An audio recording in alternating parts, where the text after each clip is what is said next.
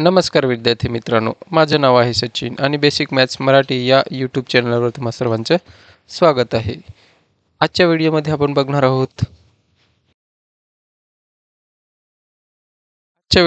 बघणार आहोत गणित इयत्ता 7वी प्रकरण दुसरे पूर्णांक संख्यांचा गुणाकार व भागाकार. आपण पूर्णांक संख्या बघितल्या, पूर्णांकांच्या क्रिया बघितल्या, ते 5वीला बघितल्यात, 5वी 6वीला बघितल्यात. आपण 7वीला काय आहे, पूर्णांक संख्यांचा गुणाकार आणि भागाकार, त्याच्यात काही टॉपिक दिलेले आहेत, ते जरासं आपण वर बघून घेऊ काय आहेत ते. तत्पूर्वी जर तुम्ही चॅनलवर नवीन असाल तर तुम्ही चॅनलला नक्की सबस्क्राईब करा आणि बेल आयकॉनसुद्धा प्रेस करून ठेवा, म्हणजेच व्हिडिओ नवीन टाकल्यावर तुम्हाला लगेचच नोटिफिकेशन भेटेल आणि पुढे पण तुम्हाला फायदा होणार. तुम्ही 7वीला असाल तर 8वीचे पण व्हिडिओ भेटणारच आहेत, म्हणून तुम्ही सबस्क्राईब करून ठेवा. बघा काय दिलेलं, मागील इयत्तेत आपण पूर्णांकांची बेरीज व वजाबाकी करायला शिकलो आहोत. त्याचा उपयोग करून खालील रिकाम्या जागा भरा. बेरीज आणि वजाबाकी करायला आपण मागील इयत्तेत शिकलो, म्हणजे 6वी 5वीला शिकलो. तर 5 अधिक 7 किती होतात, तर किती होतात, 12 होतात. तसंच दुसरा काय आहे, 10 अधिक ऋण 5, म्हणजेच 10 आणि ऋण आणि धन ऋण होतंय, म्हणजेच 10 मधून 5 गेले किती राहतात, 5 राहतात. ऋण 4 आणि अधिक 3, काय ऋण 4 आणि अधिक 3 राहिलं तर किती राहतो, ऋण 1 राहतो. चौथा काय आहे, ऋण 7 अधिक कौसात ऋण 2, पण इथे ऋण आणि धन काय होतंय, ऋण होतंय, म्हणून ऋण 7 आणि ऋण 7 किती होतात, ऋण 9 होतात. अधिक 8 ऋण वजा अधिक 3 अधिक ऋण ऋण आणि अधिक धन ऋण काय होतंय, ऋणच होतंय, म्हणून 8 मधून 3 गेले किती राहतात, 5 राहतात. तसंच 6वं काय आहे, अधिक 8 वजा ऋण 3, ऋण ऋण धन होतात, 8 अधिक 3 किती होतात, 11 होतात. हे आपण बघितलेलं आहे, ते आपण वर बघतोय. खाली प्रत्येक क्रियेचे उत्तर 3 येईल असा प्रकारे रिकामे कौसात योग्य संख्या लिहा. तर इथे आपल्याला 3 येईल, म्हणजे 4 मधून जर 1 गेला तर किती येतो, 3. 7 मध्ये आपण 7 मध्ये आपण वजा 4 केले तर किती राहतात, 3. इथे 9 मधून 6 घालवले तेव्हा राहतात 3. 8 मधून इथे किती, 11. 11 मधून 8 गेले तेव्हा राहतील किती, 3. तसेच 5 मधून वजा 8 आपण करू तेव्हा वजा वजा अधिक होतात ना, 8 मधून 5 गेले तर राहतात 3. तसंच 6 मधून ऋण 6 आहेत, अधिक काय करू आपण, 9 करू, तेव्हा काय येणार आहे, 9 मधून 6 गेले तर किती राहतात, 6. अशा हे जे रिकामी डबे वगैरे होते ते आपण भरू शकतो. आणि हे काय पूर्वी दिलेलं सर्व आहे. काय दिलेलं आहे, खालील सारणीत ऋण 5 चा पाढा दिला आहे. सारणीतील ऋण 6 व ऋण 7 चे पाढे पूर्ण करा. तर आपण काय करू, हे पाढं दिलेलं बघा, ऋण 5 गुणिले ऋण 3 किती होतात, 15 होतात. ऋण 5 गुणिले ऋण 2 किती होतात, 10 होतात. ऋण 5 गुणिले ऋण 1 किती होतात, 5. ऋण 5 गुणिले 0 किती, 0. ऋण 5 गुणिले 1 ऋण 5. तसंच आता ऋण 6 गुणिले ऋण 3, म्हणजेच ऋण ऋण काय होतोय, धन होतोय, म्हणजेच किती, 6 त्रिक 18. ऋण गुणिले ऋण धनच होतोय आणि 6 दुनी 12. 6 एके 6 ऋण ऋण धन होतोय आणि 6 एके 6. ऋण 6 गुणिले 0 केला तर 0. ऋण 6 गुणिले 1 केला तर ऋण 6. ऋण 6 गुणिले 2 केला तर ऋण 12 आणि ऋण 6 गुणिले 3 केले तर ऋण 18 आणि ऋण 6 गुणिले 4 केलं तर किती? ऋण 24. तसंच ऋण 7 गुणिले ऋण 3 केले तर धन 21. ऋण 7 गुणिले ऋण 2 यांचा गुणाकार केला तर धन 14. ऋण 7 गुणिले ऋण 1 केला तर 7. ऋण 7 गुणिले 0 केला तर 0. ऋण 7 गुणिले 1 केला तर ऋण 7. ऋण 7 गुणिले 2 केले तर ऋण 14. आणि ऋण 7 गुणिले 3 केले तर ऋण 21. आणि ऋण 7 गुणिले ऋण 4 केले तर किती? ऋण 28.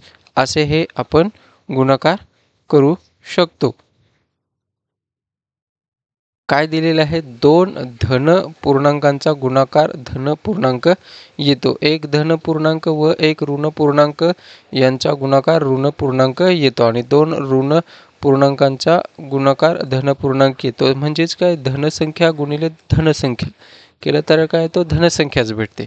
आणि धनसंख्या गुणिले ऋणसंख्या घेतली तर ऋणसंख्याच येते. आणि ऋणसंख्या गुणिले धनसंख्या केली तरी ऋणसंख्याच भेटते. आणि ऋण संख्या आहेत त्यांच्या दोघांचा गुणाकार केला तर धन. म्हणजेच काय?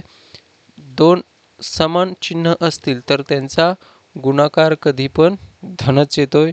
आणि एक विरुद्ध, एक ऋण असेल एक धन असेल तर त्यांचा गुणाकार कधी पण जी पण संख्या असेल त्याला चिन्ह कोणतं असणार आहे? ऋणच. किंवा ऋण गुणिले तुम्ही धन केलं तरी ऋणच असणार आहे. आणि ऋण गुणिले ऋण केलं तर काय भेटणार आहे तुम्हाला?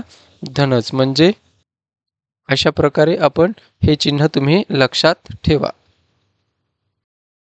काय? धन गुणिले धन धनच असतं. ऋण गुणिले धन ऋणच असतं. ऋण गुणिले धन इथे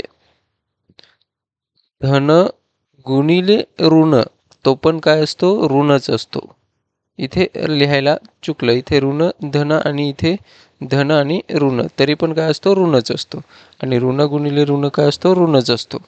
अशा प्रकारे हे जर तुम्ही लक्षात ठेवलं तर पुढे तुम्हाला पूर्ण गणित विषय कठीण जाणार नाही. किंवा पुढे याचा खूप उपयोग आहे. चिन्हांचा उपयोग खूप आहे. आणि एक चिन्ह चुकलं तरी सर्व उत्तर चुकतंय. म्हणून नीट लक्ष देऊन बघा. धन गुणिले धन धनसंख्याच असते. ऋण गुणिले धनसंख्या असेल तर ऋणच संख्या असते. आणि धन गुणिले ऋण संख्या असेल तरी ऋणच संख्या असते. नाही ऋण गुणिले ऋण असतील तर धनच संख्या असते. प्रकरण दुसरे. काय आहे? पूर्णांक संख्यांचा गुणाकार व भागाकार. त्याचा सराव संच 8. त्याच्यातला पहिला प्रश्न काय आहे? गुणाकार करा. दिलेला आहे काय? -5 गुणिले किंवा ऋण 5 गुणिले ऋण 7.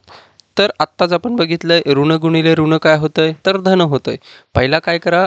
या चिन्हांचा गुणाकार करा. म्हणजेच ऋण गुणिले ऋण काय होतोय? धन. म्हणून किती होणार आहे? 7 किती येतोय? 35. ऋण गुणिले ऋण धन होतंय आणि 7 35. दुसरा काय दिलेलं आहे? ऋण 9 आणि +6. म्हणजेच आता ह्याला धनचिन्ह आहे, ह्याला ऋणचिन्ह आहे. ऋण गुणिले धन काय होतं? कधी पण ऋणच होतंय. म्हणून इथे कोणतं चिन्ह देणार आपण? ऋण. आणि 9 सक किती होतात? 54 होतात. म्हणून इथे काय येणार आहे? ऋण 54 येणार आहे. तिसरा प्रश्न काय दिलेला आहे?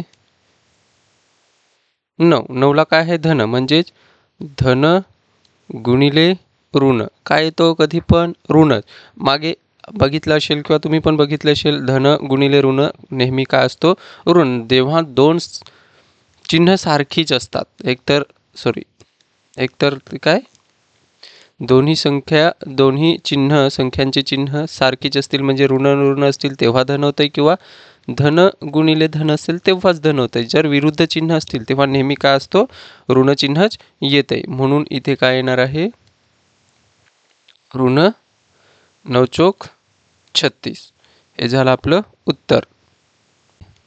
8 आणि ऋण 7. तर 8ला धनचिन्ह आहे गुणिले 7ला ऋणचिन्ह आहे. यांचा जर गुणाकार केला तर कधी पण काय येणार आहे?